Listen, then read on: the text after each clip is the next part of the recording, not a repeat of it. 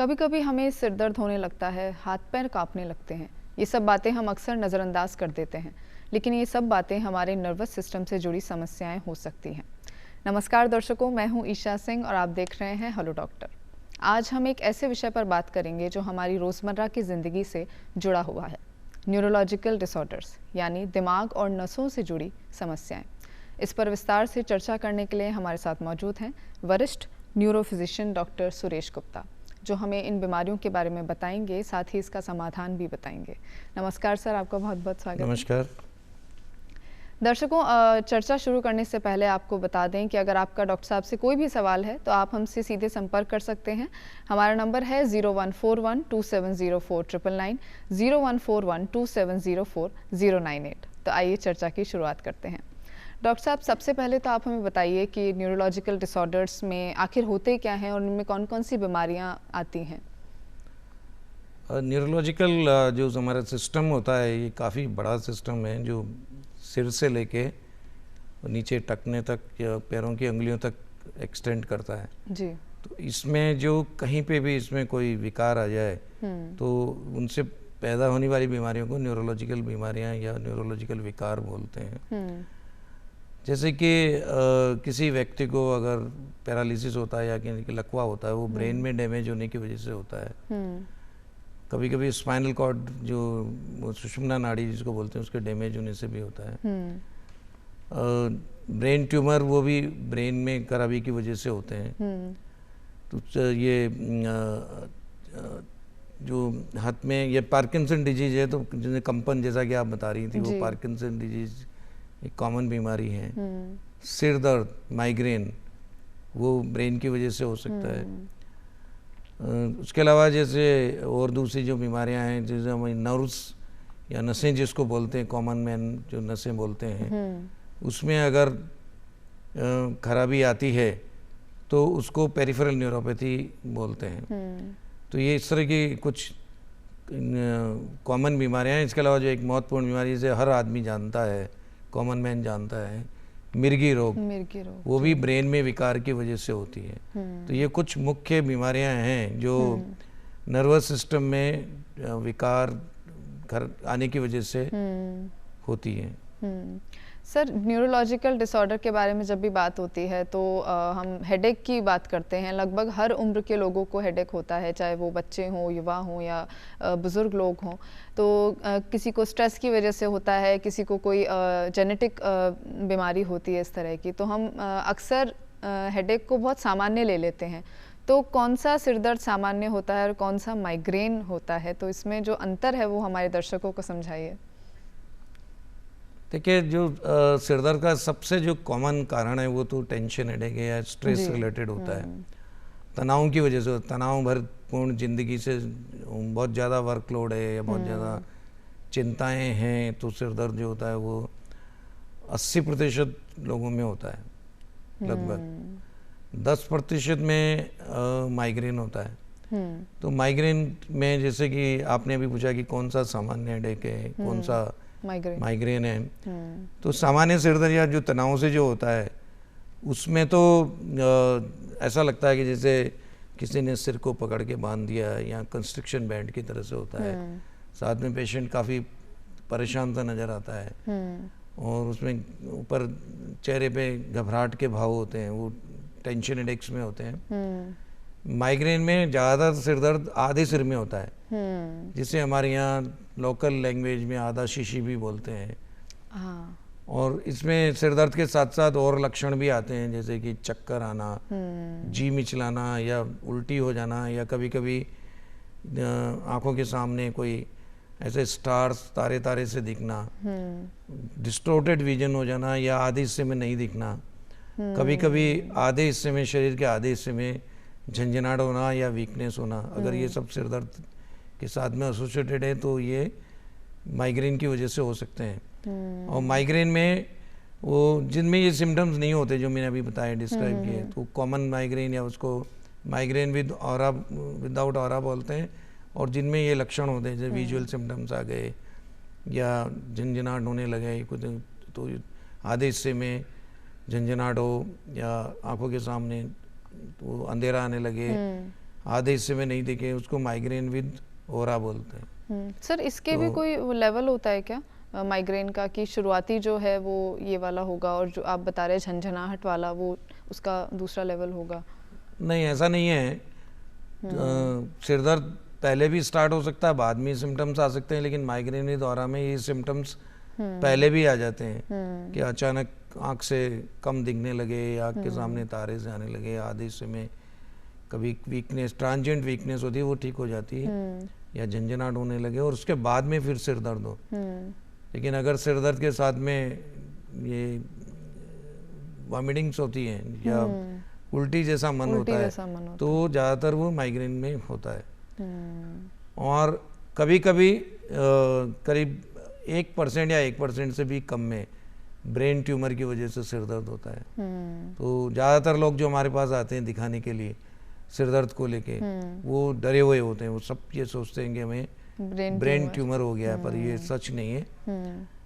ज़्यादातर लोगों में सिर दर्द टेंशन की वजह से होता है, 10% में माइग्रेन की वजह से होता है, 1% में ब्रेन ट्यूमर की वजह से तो होता है, 1% से भी कम आँखों की वजह से होता है, और 1% से भी कम साइनोसाइटिस, जो साइनस की बीमारी जिसको बोलते हैं, उससे होता है। इसके अलावा और छोटे मोटे कई सारे कारण हैं जिनकी वजह से सिर दर्द हो सकता है। लेकिन ज़्यादातर जो सिर दर्द होता है वो हमारे स्ट्रेस या टेंशन किसी भी प्रकार का, तो उसके कारण होता है। सर जब भी कोई सिर दर्द होता है लोग दवाइयाँ, अलग अलग तरह की दवाइयाँ ले लेते हैं, पेन किलर्स ले लेते हैं, तो क्या वो सही होता है या नहीं लेनी चाहिए हमें? ये गलत है, अपनी मर्जी से कोई भी दवाई नहीं लेना चाहिए, डॉक्टर की सलाह के बगैर कोई भी दवाई नहीं लें, क्योंकि दवाइयाँ नुकसान कर सकती है। अब सिर दर्द के लिए, जैसे जिनको सिर दर्द बहुत फ्रिक्वेंट होते हैं, जल्दी जल्दी होने लगते हैं, वो लोग सिर दर्द हुआ, दर्द की दवाई खाई, थोड़ा रिलीफ मिला, फिर सिर दर्द होगा, फिर दर्द की दवाई खाई, तो एक विशेष साइकिल हो जाता है और उसमें उनको रिबाउंड हेडेक्स होने लगते हैं। रिबाउंड हेडेक के अलावा जो दूसरे नुकसान है, ज़्यादा दर्द की दवाइयाँ खाने से पेट में अल्सर हो सकते हैं और यहाँ तक कि गुर्दे भी खराब हो सकते हैं। तो कभी भी कोई भी दवा अपनी मर्जी से नहीं लें, डॉक्टर से सलाह करें, जो पर्टिकुलरली न्यूरोफिजिशियन से सलाह करें और वो देख के डिसाइड करेगा कि आपको टेंशन टाइप हेडेक है या माइग्रेन है और उसके मुताबिक प्रॉपर दवाई सजेस्ट करेंगे। यानी अगर किसी व्यक्ति को बार बार सिर दर्द हो रहा है, एक आध दिन में, हफ्ते में 3-4 बार हो रहा है, तो वो एक बार न्यूरो फिजिशियन से सलाह लें किस तरह की। अगर मान लीजिए सर किसी को सामान्य हेडेक है, तो क्या फिर कोई दवाई सजेस्ट करते हैं जो सेफ होती है या उस तरह से?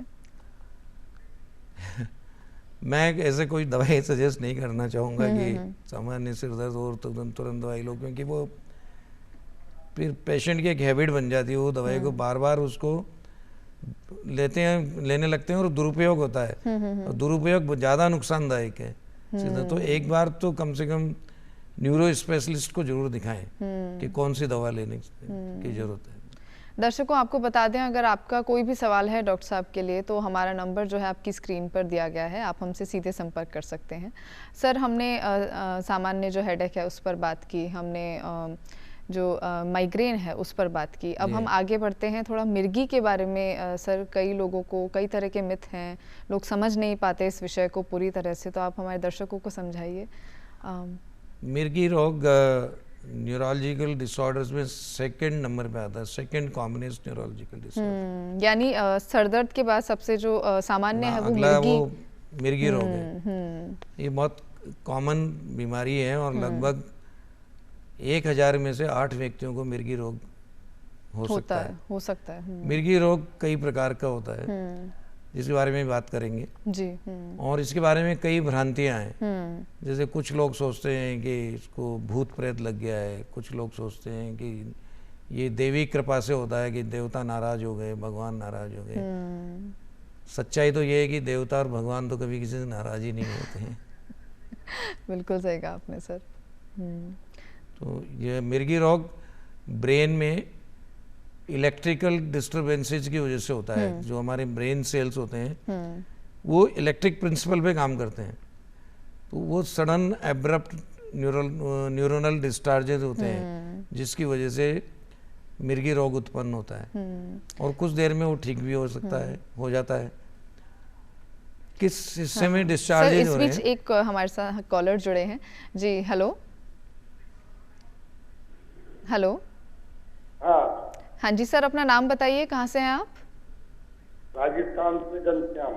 जी, अपना सवाल पूछिए डॉक्टर साहब के लिए। मेरे को क्या है कि पैरालाइज हुई है 3 साल पहले।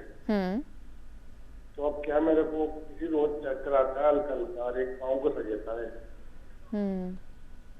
इन्हें चक्कर आने की समस्या रहती है? हाँ, हल्के हल्के चक्कर आते हैं और जिस साइड में पैरालाइज हुआ था ना, तो मैडम कभी कभी काम नहीं करता, मतलब और एक इंची की साइड में पैरालाइज होता है, उधर का अंधा एक इंच छोटा होता है, घबरा मतलब उसका। ठीक है, ऐसा है कि अगर आपको हल्के हल्के चक्कर आते हैं तो घबराने की कोई बात नहीं है। अच्छा। दूसरी बात ये है कि कभी कोई जो आप बता रहे हैं कि आपका हिस्सा जिसमें पैरालिसिस वो काम नहीं करता है, तो उसके लिए आपको कसरत फिजियोथेरेपी करनी पड़ेगी और इसकी दवाएं आपने किसी न्यूरो स्पेशलिस्ट को दिखाया ज़रूर होगा, ऐसा मैं मानता हूँ। और अगर आपने नहीं दिखाया तो किसी न्यूरो स्पेशलिस्ट से राय ज़रूर करें, वो इसके बारे में आपको उचित दवाएं बताएंगे। तो इसमें जो खून पतला करने वाली दवाएं या कोलेस्ट्रॉल कम करने वाली दवाएं वो दी जाती है, वो आप रेगुलरली लें ताकि इसमें सुधार हो और सेकंड अटैक नहीं आए। और आप फिजियोथेरेपी यानी कि कसरत वो रेगुलर करें और थोड़े बहुत जो चक्कर आते हैं उसकी आप चिंता नहीं करें। तो उम्मीद करते हैं सर आपको अपने सवाल का जवाब मिल गया होगा। हम आगे बढ़ते हैं। सर, मिर्गी पर हम बात कर रहे थे, आपने बताया कि मिर्गी के भी अलग अलग प्रकार होते हैं, तो कौन कौन से प्रकार होते हैं? सबसे ज़्यादा सामान्य कौन सा होता है? मिर्गी कई प्रकार के होते हैं, जिसमें मुख्य तौर पे एक तो होता है कि जनरलाइज टॉनिक क्लॉनिक सीजर जिसको बोलते हैं, जिसमें जिस व्यक्ति को मिर्गी आती है वो कहीं पे भी किसी भी जगह बेहोश होके गिर जाता है और उसके हाथ पाँव में अकड़न आ जाती है, वो हाथ पाँव उनके झटके आने लगते हैं, मुंह से झाग आ सकते हैं, जीभ कट सकती है, कपड़ों में पेशाब हो सकता है, ये तकलीफ, और शरीर के किसी भी अंग को चोट लग जाती है। दूसरे प्रकार का होता है जिसमें केवल शरीर के एक ही हिस्से में झटके आते हैं, जैसे इस तरह से एक हिस्से में इस तरह के झटके आए, जर्क्स आए और थोड़ी देर में वो ठीक हो गया। ये कुछ ही देर के लिए होता है, ये जो झटके होते हैं? कुछ टाइम, इसका टाइम लिमिट फिक्स नहीं है। कुछ ज़्यादातर पेशेंट्स में कुछ सेकंड से लेके कुछ मिनट तक हो सकता है, फिर वो ठीक हो जाता है। एक तीसरे प्रकार का जो होता है जिसे कॉम्प्लेक्स पार्शियल सीजर्स बोलते हैं, उसमें कोई भी व्यक्ति जो काम कर रहा है वो अचानक एब्सेंट सा हो जाएगा, लिखता लिखता रुक सकता है और उस दौरान वो अजीब सी हरकतें कर सकता है, जैसे होठों को चबाना, चाटना, कपड़ों को ऐसे ऐसे करना, आँखों को ऐसे करना, ऐसे कुछ अजीब सी आवाज़ भी निकाल सकता है। वो फिर थोड़ी देर में नॉर्मल हो जाता है और उस व्यक्ति को इस तरह की कोई उसके बारे में कोई मेमोरी नहीं होती, उसको याददाश्त नहीं रहता कि उस दौरान उसने क्या किया। कई बार वो अचानक एकदम जैसे बैठे हैं, अचानक उठ के चलेंगे और भाग सकते हैं, गिर सकते हैं, तो ये इस तरह की एक्टिविटीज़ करते हैं। लेकिन इसकी मेमोरी उन्हें नहीं रहती इसकी कोई दौरान उनसे कोई पूछे कि क्या हुआ था आपको, आपने ऐसा क्यों किया, वो बोलेगा कि मेरे को कुछ नहीं हुआ, मैंने तो कुछ किया भी नहीं था। चौथा प्रकार का होता है कि जो मायोक्लोनिक जर्क्स जिसको बोलते हैं, तो सडनली कोई व्यक्ति के हाथ में कोई भी ऑब्जेक्ट होता है, जैसे वो लिख रहा है, तो एकदम से ऐसे जर्क आएगा और उससे वो चीज़ छूट जाएगी, गिर जाएंगे। कोई भी ऑब्जेक्ट हो, लिख रहा है तो पेन गिर सकता है, और कुछ काम कर रहा है तो वो चीज़ें गिर सकती हैं। तो ये एक मायोक्लोनिक जर्क्स इसको बोलते हैं। और एक जो ये इस तरह के दौरे बच्चों में ज़्यादा आते हैं, मायोक्लोनिक जर्क्स।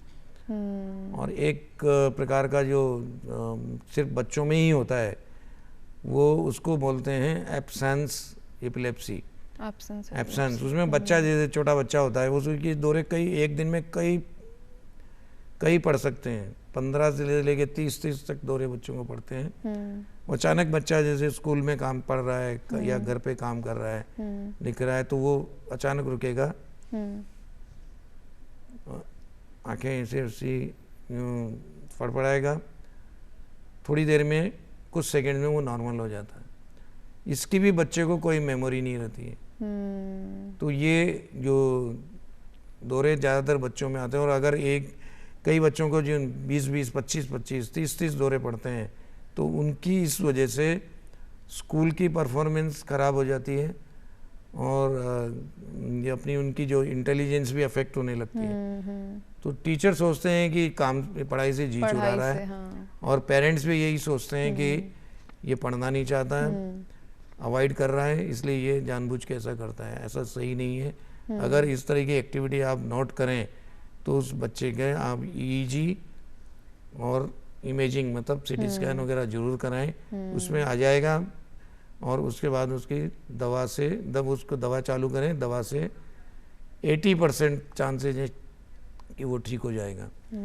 एक जो मैं सबसे पहला दौरा आप लोगों को बताया था कि जनरलाइज्ड टॉनिक क्लोनिक सीजर होता है, अचानक से बेहोश हो जाना, जो बेहोश हो अचानक, जैसे अभी मैं यहाँ बैठा हुआ हूँ और मुझे अचानक जनरलाइज्ड टॉनिक क्लोनिक सीजर पड़ता है, तो मैं एक अजीब सी आवाज़ निकालूंगा अपने, और मेरे हाथ पांव टाइट हो जाएंगे ऐसे, और मुंह से ऐसे ऐसे हाथ पैरों में झटके लगेंगे,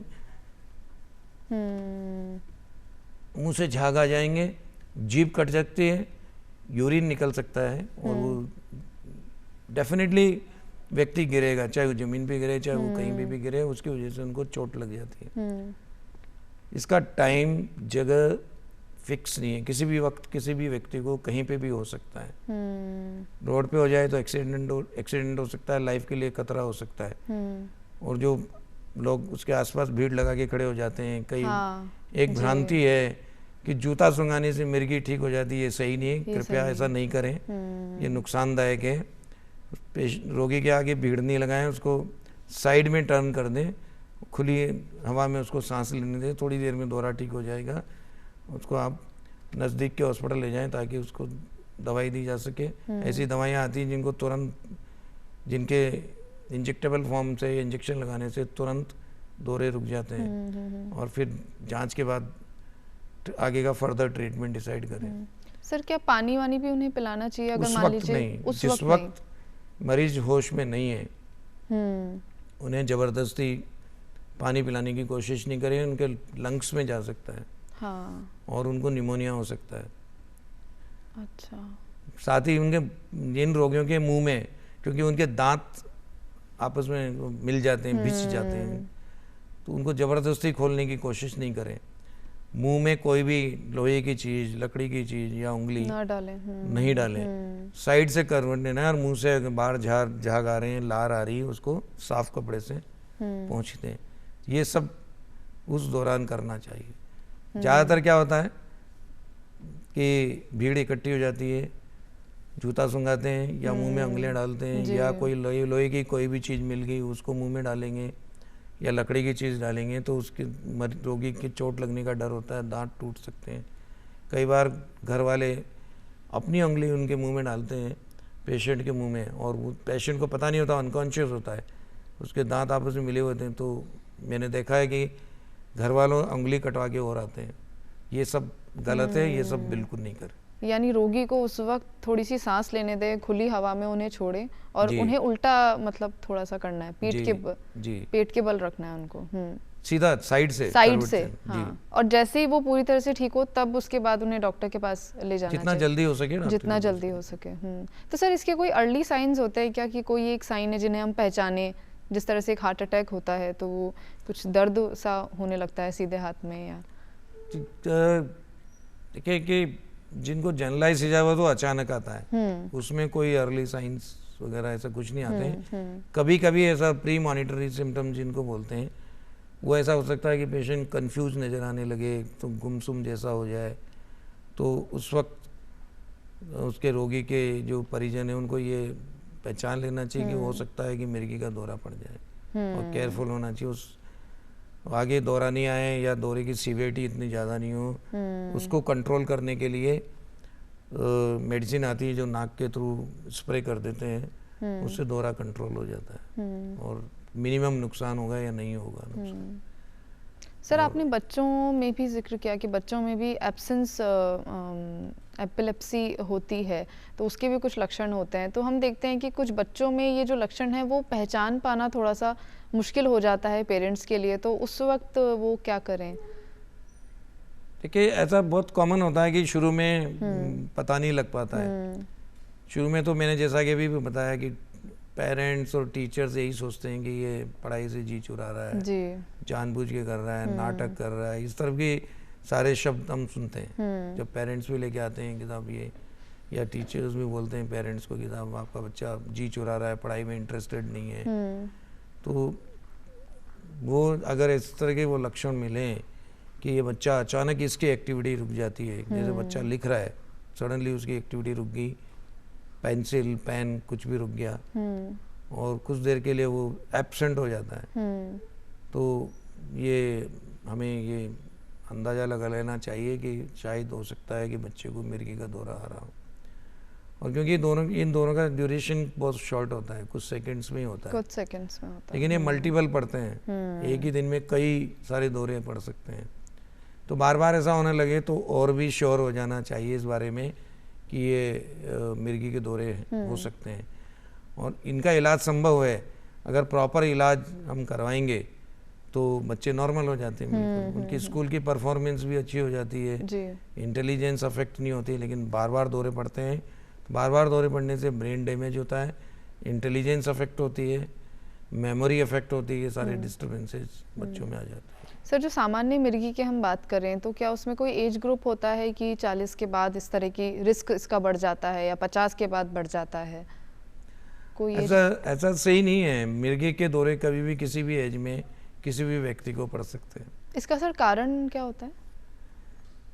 इसका जो मैकेनिज्म मैंने आपको अभी बताया कि ये ब्रेन में अचानक इलेक्ट्रिकल डिस्टर्बेंसेस की वजह से होते हैं। जो हमारा ब्रेन प्योरली इलेक्ट्रिक प्रिंसिपल पे काम करता है, बिल्कुल उनपे डिस्टर्बेंस, जैसे कि करंट जो वोल्टेज आ रहा है उसमें डिस्टर्बेंस होता है तो लाइटें जलने बुझने लगती है। वोल्टेज कभी लाइट तेज हो गई, कभी कम हो गई, इस तरह के जो होते हैं, जब तक वोल्टेज स्टेबलाइज नहीं हो जाता वो इस तरह से होता रहता है। ब्रेन में भी ऐसा ही होता है। तो ब्रेन में ये माइक्रो वोल्टेजेज में होता है, जो हमारी इलेक्ट्रिसिटी लाइन वो बहुत हाई वोल्टेज होती है। तो प्रिंसिपल लेकिन सेम है। अब जो आपने कारण पूछे कि ज़्यादातर पेशेंट को 70% मरीजों को कोई अंडरलाइंग कॉज नहीं मिलेगा। 30% में कारण मिलते हैं जिसमें ब्रेन ट्यूमर एक कारण है, सिर की चोट लग जाने की वजह से दौरे पड़ सकते हैं, पैरालिसिस का अटैक जिनको पहले आया हुआ हो उनको दौरे पड़ सकते हैं, ब्रेन में इन्फेक्शन हो तो उनकी वजह से दौरे पड़ सकते हैं, या खून की नस बंद हो जाए ब्रेन में उसकी वजह से पड़ सकते हैं। कुछ जैसे हाइजीन और एनवायरमेंटल सैनिटेशन से रिलेटेड है जो हमारे देश में बहुत कॉमन है, वो है एक प्रकार का कीड़ा जो आंखों से नहीं दिखता है और वो कच्ची सब्जियां खासतौर से सलाद खाने से वो अंदर पेट में जाके खून के रास्ते से ब्रेन में चला जाता है और ब्रेन में जाके वो वहाँ अटक जाता है, लॉज हो जाता है, जिसे सिस्टिक सर्कोसिस बोलते हैं। और सिस्टिक सर्कोसिस वो वहाँ पे ब्रेन में अगर वो जाके अटक गया तो दौरे उसकी वजह से दौरे आ जाते हैं। कुछ जन्मजात विकृतियाँ होती है जो छोटे बच्चों में होती हैं, जिन्हें ब्रेन की संरचना में ही बनावट में ही गड़बड़ है, उनको दौरे पड़ सकते हैं। तो ये मुख्य कारण है दौरे आने के। लेकिन ज़्यादातर पेशेंट में 70% में कोई डेफिनेट कारण नहीं पता लगता है कि क्यों किसी व्यक्ति को दौरे क्यों आए। और इसके लिए जो टेस्ट हैं वो तो मुख्य रूप से 2 टेस्ट हैं, EEG इलेक्ट्रोएन्सेफेलोग्राम, जैसे हार्ट के लिए ECG करते हैं, ब्रेन के लिए यहाँ वायर लगा के EEG करते हैं जिसमें ब्रेन की इलेक्ट्रिकल एक्टिविटी रिकॉर्ड करते हैं। दूसरे टेस्ट हैं जो CT स्कैन या MRI स्कैन। इसके अलावा भी आजकल जो इतनी तरक्की हो गई है कि दूसरे हाई टेक इन्वेस्टिगेशन जैसे SPECT, PET scan, positron emission tomography या मैग्नेटिक एमईजी जिसको बोलते हैं, मैग्नेटिक एन्सेफलोग्राफी, ये टेस्ट होते हैं, पर हर पेशेंट को इन टेस्ट कराने की कोई ज़रूरत नहीं होती। सर, अगर किसी को मिर्गी का दौरा एक बार पहली बार पड़ता है किसी भी उम्र में और वो डॉक्टर के पास जाते हैं तो उनका इलाज होता है, तो क्या ऐसा होता है कि वो इलाज लंबे समय तक चलेगा या फिर एक दवाई ले ली, इंजेक्शन ले लिया, उससे ठीक हो गया? नहीं, एक दवाई या एक टैबलेट से, एक इंजेक्शन से मिर्गी के दौरे पूरी तरह से ठीक, कभी परमानेंट ठीक नहीं हो सकते। अगर वो दवाई नहीं ले रहा कोई रोगी तो उसको दोबारा दौरा आएगा। इसलिए मिर्गी रोगियों को हम सलाह देते हैं कि कम से कम 3 साल तक दवा खाना जरूरी है, और 3 साल तक बीच में एक भी दौरा नहीं पड़ना चाहिए। अगर एक भी दौरा नहीं पड़े तो फिर हम धीरे धीरे दवाई उनकी कम करते हैं। अचानक दवाई घटाने से भी दौरे आ जाते हैं, और जो देर रात तक जगने से, नींद की कमी से दौरे आ सकते हैं, टाइम पे खाना नहीं खाने से दौरे आ सकते हैं, या जैसे फूड स्किप किया, और या जो लोग अल्कोहल कंज्यूम करते हैं, या जो ड्रग एडिक्ट्स होते हैं, जो आजकल बड़ा कॉमन प्रॉब्लम हो गई ड्रग्स की पूरे देश में और पूरे वर्ल्ड में ही, वो ड्रग्स के कंजम्पशन से भी दौरे आ जाते हैं। यानी दवाइयों के साथ साथ हमें लाइफस्टाइल में भी कई तरह के बदलाव करने होंगे, ठीक से समय पर खाना, समय पर सोना। सर, तीसरी बात हम करते हैं लकवा, यानी जिसे स्ट्रोक कहा जाता है, वो भी एक बड़ा कारण है, वो भी एक बड़ी बीमारी है न्यूरोलॉजिकल डिसऑर्डर में। तो इसके बारे में बताइए कि किस तरह होती है, क्या इसके लक्षण होते हैं? ये बहुत इम्पोर्टेंट सवाल है जी। लकवा जो पक्षाघात जिसको बोलते हैं, ये बहुत बड़ी हेल्थ हैजार्ड है, क्योंकि इस लकवे की वजह से बहुत सारे पेशेंट्स जीवन भर के लिए अपाहिज हो जाते हैं अगर उनका टाइम पे इलाज नहीं हो तो। और अपाहिज होने के बाद में आप सोचिए उस परिवार की, या अगर वो सोल ब्रेड अर्नर हो, अकेला कमाने वाला हो, तो उस परिवार की क्या हालत होती होगी। तो ये गवर्नमेंट पे, फैमिली पे, सोसाइटी पे एक बहुत बड़ा फाइनेंशियल बर्डन है, हेल्थ केयर एजेंसीज पे बहुत बड़ा फाइनेंशियल बर्डन हो जाता है स्ट्रोक की बीमारी के, स्ट्रोक की वजह से। स्ट्रोक जैसा कि वर्ड है, ये इसका लिटरली मीनिंग है सडन ब्लो, अचानक आघात, इसका मीनिंग ये जी, अचानक आता है। सिम्टम्स जो लक्षण होते हैं, इसका एक एपोनिम, एक वर्ड है be fast. Be fast eponym बनाया है।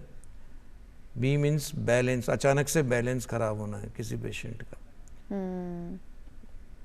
आई जो ई है वो आई सिम्टम्स से, अचानक किसी आंख से दिखना बंद हो जाना, या दोनों आंखों से दिखना बंद होना, हाथ या पैर का अचानक से काम करना बंद करना, स्पीच, जैसे मैं बात कर रहा हूँ, ये सब ब्रेन से कंट्रोल होता है। स्पीच खराब हो जाना, जबान लड़खड़ाना या बोलना बंद हो जाना अचानक से, और अचानक से सिरदर्द, बहुत जोर का सिरदर्द, चक्कर, उल्टियाँ आना या बेहोश हो जाना, ये सब स्ट्रोक यानी कि पक्षाघात के लक्षण हैं। अगर या इसका चेहरे का टेढ़ा हो जाना, जैसे मैं आपसे बात कर रहा हूँ अभी, और बोलते बोलते आप नोट करेंगे मेरा चेहरा इधर ऐसे क्यों हो गया है, तो वो स्ट्रोक हो सकता है। अगर किसी व्यक्ति को ये लक्षण नोटिस हो, उन्हें तुरंत अस्पताल पहुंचाएं, ऐसे अस्पताल में जहाँ पे पैरालिसिस यानी कि स्ट्रोक या पक्षाघात के इलाज की सुविधाएं उपलब्ध हो।